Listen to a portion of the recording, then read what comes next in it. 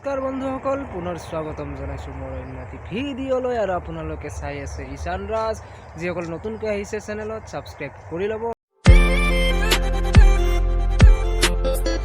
আজিৰ ভিডিঅ'টো হৈছে এটা গানক লৈ, আৰু আমাৰ গাঁৱৰে এজন দাদা এজনে এটা গান সি নিজে লিখিছে। এবাৰ গানটো শুনি লওক, গানটো শুনি নিশ্চয় মজা পাব। যদি গানটো শুনি ভাল লাগে চেনেলটো ছাবস্ক্ৰাইব কৰি ল'ব, লাইক কমেণ্ট শ্বেয়াৰ কৰি দিব। ভিডিঅ'টো তোৰ মাত্ৰ এটা দফাহে মই দিম, কাৰণ গোটেইখিনি বৰ্তমান নিদিওঁ, কাৰণ তাৰ ৰিলিজ দিয়া নাই বৰ্তমান।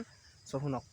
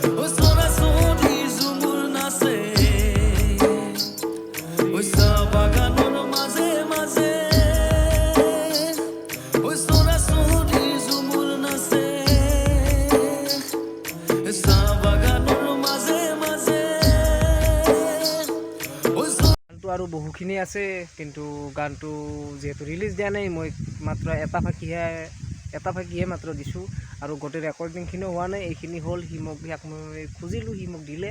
তাৰপিছত মই আপোনালোকৰ মাজলৈ দলিয়াই দিলোঁ তাৰমানে। আৰু গতিকে যদি গানটো শুনি ভাল লাগিল, লাইক কমেণ্ট শ্বেয়াৰ কৰি যাওক, আৰু মোৰ চেনেলটো একেলগে ছাবস্ক্ৰাইবটো কৰি যাওক।